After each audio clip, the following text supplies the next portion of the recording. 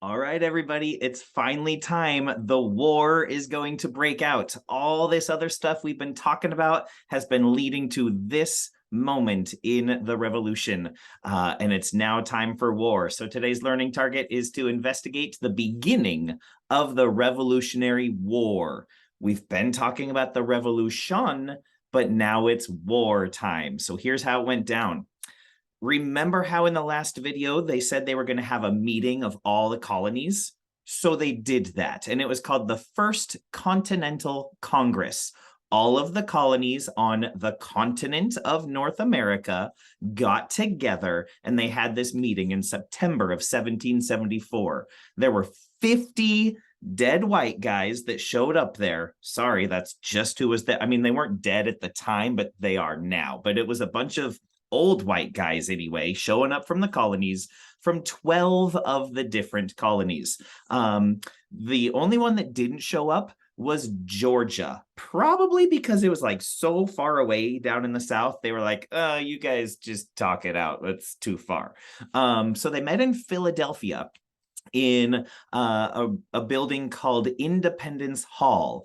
Keep in mind the name of that building, Independence Hall. It's gonna be important. It actually wasn't called Independence Hall at the time, but it is now. We'll be talking about that next week.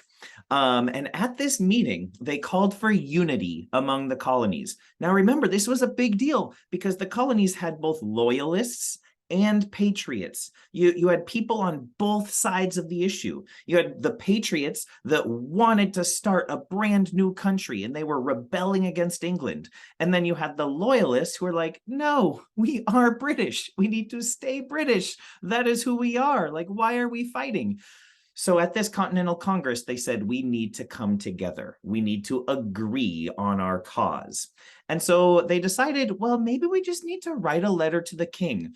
So they wrote a letter to the king that said, dear king, would you please stop being so mean to us? And eventually it made its way across the ocean to England, and the king read it and he's like, oh, I made them feel bad. They're asking me to stop. Well, they did say please. No. And so the king kept on doing his stuff, right? So they decided that they were going to keep boycotting British goods, and they would check in again that following May. So they would stop buying all things that came from England, trying to make an economic impact, trying to hurt England financially, and say, we can do this on our own. We can make our own stuff again. And then they also developed what was called Minutemen in England, or rather in New England. So New England were the northeasternmost colonies, like Massachusetts and Rhode Island and Connecticut, right? Those were the New England colonies. And Minutemen were guys basically like me, with almost no military training at all. And they were like, well, I'm going to wear a gun everywhere I go, and I'm going to take my knapsack with me. It's going to have a day's supply of food and ammunition and other supplies I need. And so it was people like teachers and doctors and blacksmiths and just everyday people walking around the streets of New England with guns slung to their back, basically ready to fight in a minute's notice. That's why they were called Minutemen. So it's just guys walking around like, hey, you see any British? If you see any British, let me know. If there's some British, I'm going to fight them. Let's find the British. And they were just ready to fight in a minute's notice. Just in case war broke out, the Minutemen would respond. They would drop what they're doing, and in a minute, they would go to war. So we've got these people up in the New England colonies that are just ready, right? So then, oops, what's going on here with my tech? Ooh, this is cute. That's fun. There it is. So what ended up happening is, yeah, they're getting poised for war. And the British learned that the colonists were storing weapons in a town called Concord, which was about 20 or 30 miles outside of Boston. And so General Gage of the British Army sent 700 troops to go and get those weapons, to take them away from the colonists. So they marched 20 miles, there it is, 20 miles away from Boston. They marched 20 miles at night from Boston to Concord. But there's a catch. There were colonist spies all along the way watching them. And so when they left Boston, they needed to know, which way are they going to go? Are they going to go around Boston Harbor by land, or are they going to go across Boston Harbor by sea? And so they sent a spy up to the top of the Old North Church, which is still standing today in Boston. All right. It's located in what's called the North End, this little nubby thing right here in Boston. Okay. So at the top of the Old North Church is a spy, right? A patriot spy, a Minuteman who's up there, and he's got two lanterns. And he was told, if you see the British soldiers crossing around Boston Harbor by land, then you'll hold up one lantern. And if you see them crossing across harbor by sea in boats, then you'll hold up two lanterns.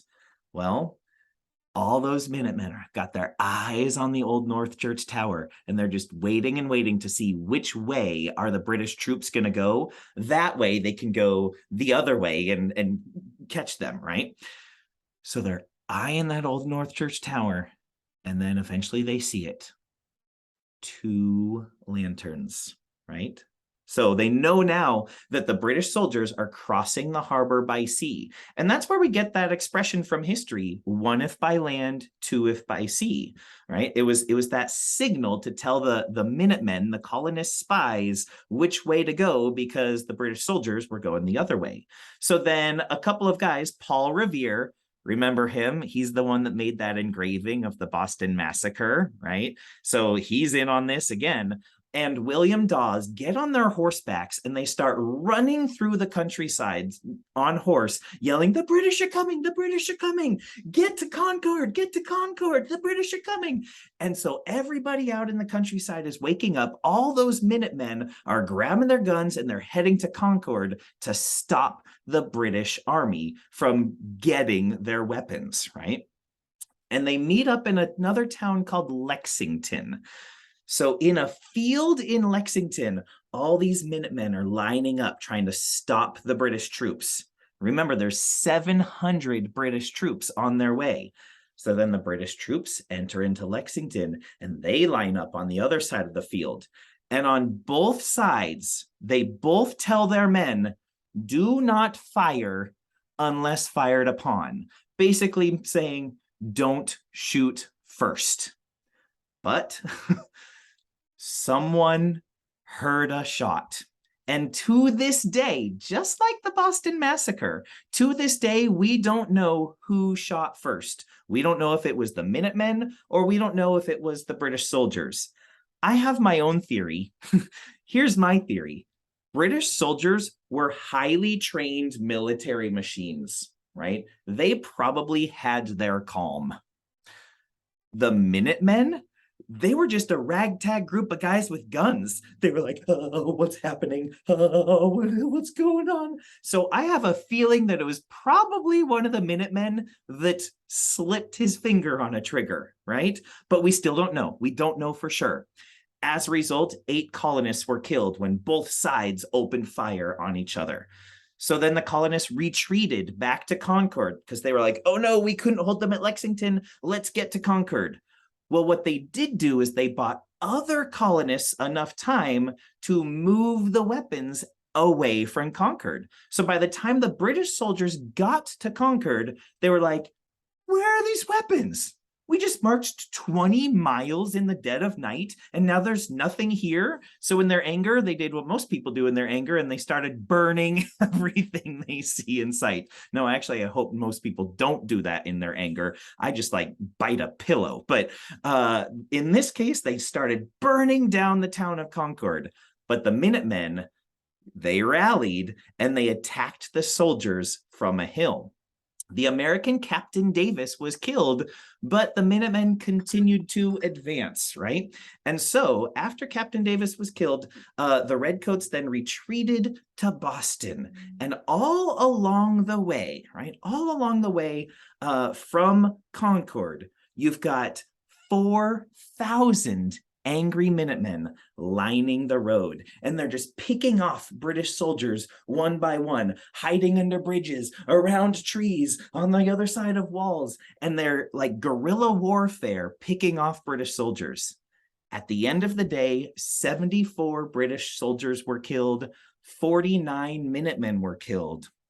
And this marks the official first battle of the Revolutionary War. The battles of Lexington and Concord was the beginning of the war. So now we start seeing this throughout the colonies, and it's this image of a snake that's been severed in multiple places. But if we see these letters, those letters mean something, right? We've got South Carolina, North Carolina, Virginia, Maryland, Pennsylvania, New Jersey, New York, and New England, right? This snake represents the colonies, and it says join or die. Now, it wasn't a threat. It wasn't saying, if you don't join the American army, we're going to kill you. No, no, no, no. It's saying, if we don't join together, then we will die, right? We will be a severed snake. England will tromp on us, right? They will stomp on us. They will romp on us, and anything else that rhymes with omp, right? They will do it to us. Slump on us. So if we come together, then we might be one cohesive serpent that can stand against the British Army. Because you see, at this time in history, the British Army was the most powerful army in the world. So New York by itself didn't stand a chance against them. Maryland by themselves didn't stand a chance against them. Virginia alone couldn't beat the British Army. But maybe if they all band together, if they join up, then maybe they won't die. And maybe they will stand a chance against the world's greatest army. Again, there's the beginning of the Revolutionary War. And as we know, history happened. It's already done. So the result is, yeah, eventually the Americans won, right? The ragtag group of guys with guns beat the world's mightiest army. And we eventually became the United States of America. Pretty cool, huh? So there's the beginning of the Revolutionary War.